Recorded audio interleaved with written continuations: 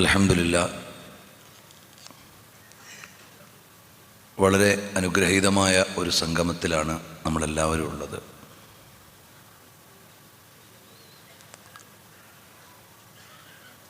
സാന്ത്വന പ്രവർത്തനങ്ങൾ അല്ലാഹുവിങ്കൽ മോക്ഷവും സ്വർഗവും വിജയവും ലഭിക്കാനുള്ള ഒരു പുണ്യകർമ്മമായി കാണുന്നവരാണ് എന്ന വിശേഷം മറ്റെല്ലാ സന്നദ്ധ സംഘാടനങ്ങളിൽ നിന്നും വ്യത്യസ്തമായി നമ്മൾ അനുഭവിക്കുന്നതാണ്. ഒരുപാട് ചാരിറ്റി ഓർഗനൈസേഷനുകളും സംവിധാനങ്ങളും ഒക്കെ ഉണ്ടാവും. അവർക്കെല്ലാം അത്തരമൊരു സേവനം ചെയ്യുമ്പോൾ കിട്ടുന്ന ഒരു ആത്മസംതൃപ്തി ഉണ്ടാവും. അവരുടെ ഓർഗനൈസേഷന് കിട്ടുന്ന ഒരു വിസിബിലിറ്റി ഉണ്ടാവും.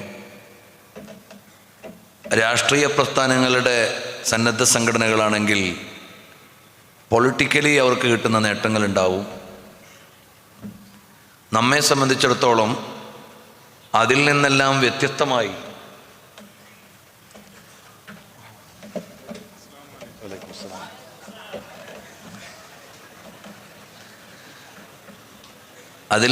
വ്യത്യസ്തമായി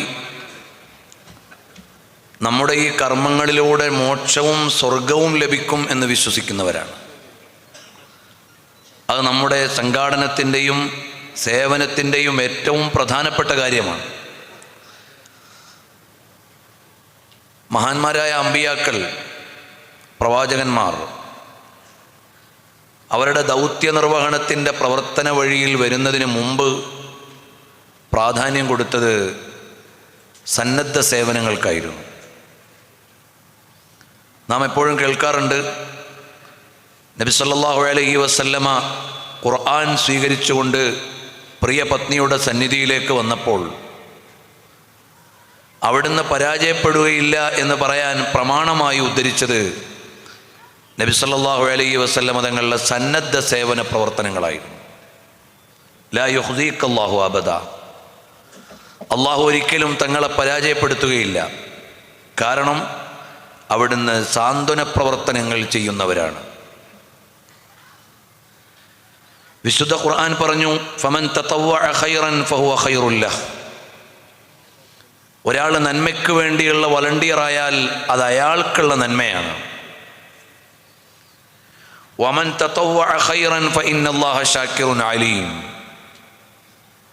ഒരാൾ നന്മയുടെ സന്നദ്ധ സേവകനായാൽ, സാന്ത്വന പ്രവർത്തകനായാൽ, അള്ളാഹു അവന് അനുഗ്രഹങ്ങളും നന്മയും ചൊരിയുകയും അവനെ തിരിച്ചറിഞ്ഞ് പരിഗണിക്കുകയും ചെയ്യും. മഹാന്മാരായ അമ്പിയാക്കളുടെ ജീവിത വഴികളെ പരിശോധിച്ചാൽ വിവിധ ഉദാഹരണങ്ങൾ പരിശുദ്ധ ഖുർആനിൽ കൊണ്ടുവന്നിട്ടുണ്ട്. قالوا يا ذا القرنين إن يأجوج ومأجوج مفسدون في الأرض فهل نجعل لك خرجا على أن تجعل بيننا وبينهم سدا. ഞങ്ങൾക്കിവിടെ ഒരു മതിൽ നിർമ്മിച്ചു തന്നാൽ ഞങ്ങൾ നികുതി തരാം, ഞങ്ങൾക്കപ്പം തരാം. അവിടെ ദുൽഖർനൈൻ പറഞ്ഞു, മാ മക്കന്നി ഫീഹി റബ്ബി ഖൈറുൻ ഫഅഈനൂനി ബിഖുവ്വത്തിൻ അജ്അലു ബൈനക്കും വബൈനഹും റദ്മാ. അങ്ങനെ ഒരു ഖറജിൻ്റെ ഒന്നും ആവശ്യമില്ല, ഒരു നികുതിയുടെ ആവശ്യമില്ല. സൗജന്യമായി തന്നെ ഞാൻ നിങ്ങൾക്ക് മതിൽ നിർമ്മിച്ചു തരാം. പക്ഷേ നിങ്ങളുടെ ചില ശാരീരിക സേവനം ആവശ്യമുണ്ട്. നിങ്ങളൊപ്പം നിന്നാൽ നമുക്കൊരുമിച്ച് നിർമ്മിക്കാം. പരിശുദ്ധ ഖുർആൻ മുന്നോട്ട് വെക്കുന്ന ഒരു വലിയ സന്ദേശമാണിത്. ലൻ തനാലുൽ ബിർറ ഹത്താ തുൻഫിഖു മിമ്മാ തുഹിബ്ബൂൻ വമാ തുൻഫിഖു മിൻ ഷൈഇൻ ഫഇന്നല്ലാഹ ബിഹി അലീം. നിങ്ങളുടെ സമയവും ആരോഗ്യവും ശക്തിയും എല്ലാം നിങ്ങൾ ഉപയോഗിക്കുന്നുണ്ട്. അത് കേവലം ഒരു വിനിയോഗമല്ല, വ്യവഹാരമല്ല. ഫഇന്നല്ലാഹ ബിഹി അലീം.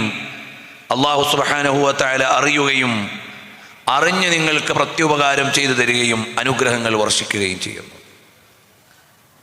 നേരത്തെ നിങ്ങളെ ഓർമ്മപ്പെടുത്തിയതുപോലെ നല്ല നിയ്യത്തോടുകൂടി ചെയ്യുമ്പോൾ നമ്മൾ നമ്മുടെ ജീവിതത്തിൽ ചെയ്യുന്ന ഉത്തമമായ ഇബാദത്താണ് സാന്ത്വന പ്രവർത്തനം. അത് കേവലം ഒരു ആനന്ദത്തിന് വേണ്ടി, ആശ്വാസത്തിന് വേണ്ടി, പരസഹായത്തിന് വേണ്ടി ചെയ്യുന്ന ഒരു കാര്യമല്ല. പരിശുദ്ധ ഖുർആനിൽ സൂറത്തു നിസായിലെ 85-ാമത്തെ സൂക്തം മൻ യശ്ഫഅ ശഫാഅതൻ ഹസനതൻ എന്ന് തുടങ്ങുന്ന ആയത്തിനെ വിശദീകരിച്ചുകൊണ്ട് നിരവധി മുഫസ്സിറുകൾ പറയുന്നു, നിങ്ങളുടെ പരിശ്രമങ്ങൾ വ്യത്യസ്ത വിധേനെ സൃഷ്ടികളെ സഹായിക്കാനും അവരുടെ കർമ്മങ്ങൾക്ക് കരുത്തു പകരാനും അവരുടെ പ്രയാസഘട്ടങ്ങളിൽ തണലാകാനുമായാൽ അല്ലാഹു സുബ്ഹാനഹു വ തആല നിങ്ങൾക്കൊരുപാട് അനുഗ്രഹങ്ങൾ തിരിച്ചു വർഷിച്ചു തരും. നിങ്ങളുടെ വിപദ്ഘട്ടങ്ങളിൽ നിങ്ങൾക്ക് അള്ളാഹുവിൻ്റെ പ്രത്യേക സഹായങ്ങൾ ഉണ്ടാകും. വല്ലാഹു ഫീ ഔനിൽ അബ്ദി മാ കാനൽ അബ്ദു ഫീ ഔനി അഖീഹി. ഒരടിമ മറ്റൊരാൾക്ക് സഹായം ചെയ്യുന്നിടത്തോളം അള്ളാഹു ആ അടിമയെ സഹായിച്ചുകൊണ്ടേയിരിക്കും. പ്രയാസം നേരിടുന്ന ഒരാൾക്ക് ആയാസം നൽകാൻ നമ്മൾ പരിശ്രമിച്ചാൽ അല്ലാഹു തആല നമ്മുടെ വിപദ്ഘട്ടങ്ങളിൽ നമ്മളെ സഹായിക്കാൻ വരും. സവിശേഷമായി അല്ലാഹു തആല പരിഗണിക്കും. ഇമാം ഇബ്നു അബി ദുനിയ റളിയല്ലാഹു അൻഹു 117 ഹദീസുകൾ സമാഹരിച്ചുകൊണ്ട് ജനങ്ങളുടെ ആവശ്യങ്ങൾ നിറവേറ്റി കൊടുക്കാൻ പ്രവർത്തിക്കുന്നവരെ പ്രചോദിപ്പിക്കുന്ന സ്വതന്ത്രമായ ഒരു ഗ്രന്ഥം എഴുതിയിട്ടുണ്ട്. ഇമാം ഹാഫിള് അസ്സുയൂത്തി റളിയല്ലാഹു അൻഹു സമാനമായ പ്രമേയത്തിൽ പ്രൗഢമായ ഒരു രചന നിർവഹിച്ചിട്ടുണ്ട്. അതിൻ്റെ എല്ലാം പ്രമേയം നമ്മൾ മാനുഷികമായി കാരുണ്യപരമായി പെരുമാറുന്നവരായിരിക്കണം. അല്ലാഹു സുബ്ഹാനഹു വ തആല അവനിൽ തന്നെ നിലനിർത്തുകയും കൊടുത്തവരിൽ വെച്ച് ഏറ്റവും കൂടുതൽ പ്രവാചകർക്ക് സമ്മാനിക്കുകയും ചെയ്ത ഗുണമാണ് കാരുണ്യം.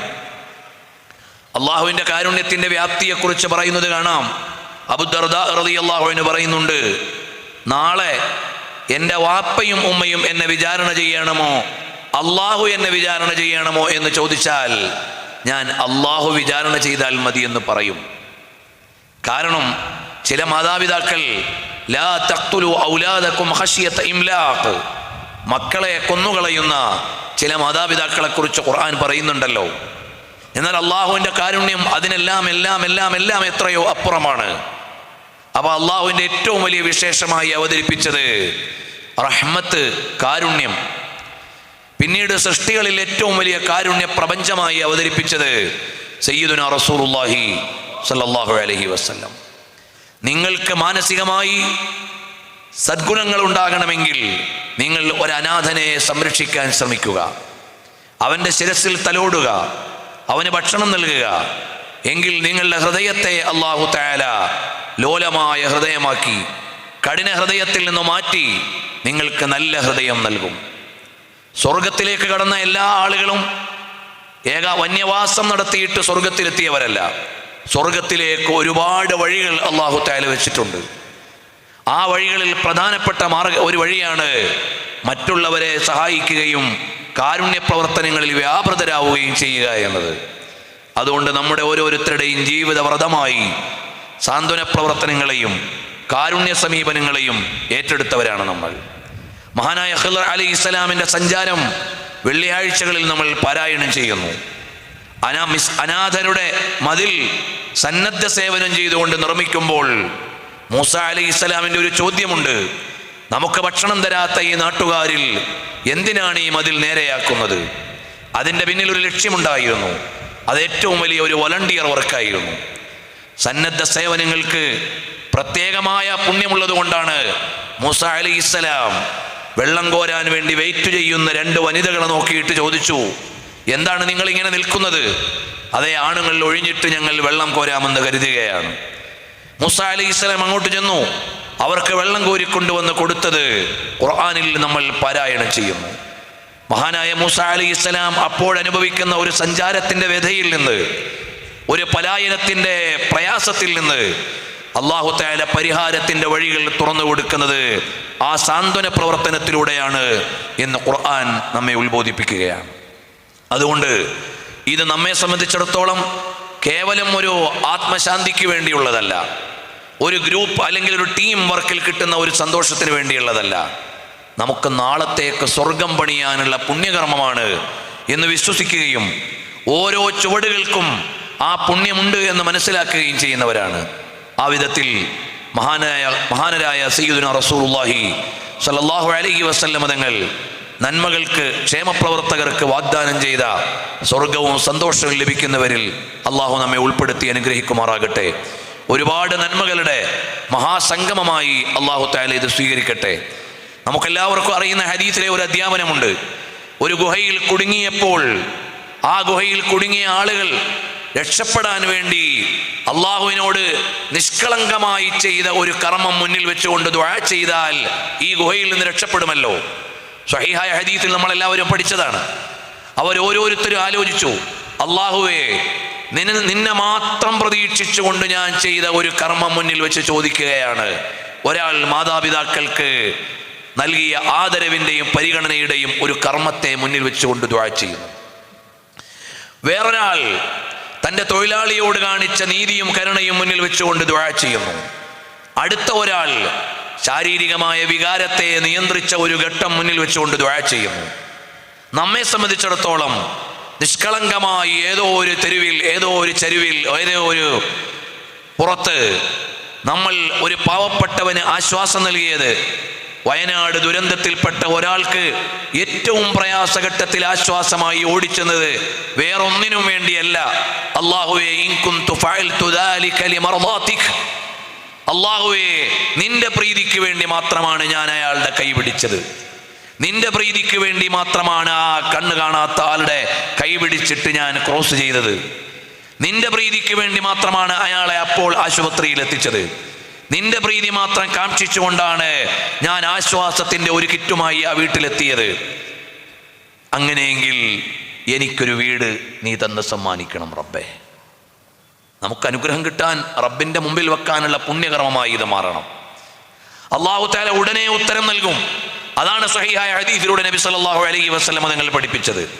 നമ്മളിനി ഒരു ആത്മവിചാരം നടത്തുക. അള്ളാഹുവിൻ്റെ പ്രീതി മാത്രം കണ്ടുകൊണ്ട് ഞാൻ ചെയ്ത ഒരു ആശ്വാസ പ്രവർത്തനം, അവർ മുന്നിൽ വെച്ചത് മറ്റേതെങ്കിലും ആത്മീയ കർമ്മങ്ങളായിരുന്നില്ല എന്നത് പ്രധാനമാണ്. വിശദീകരണങ്ങളിലേക്ക് പോകുന്നില്ല.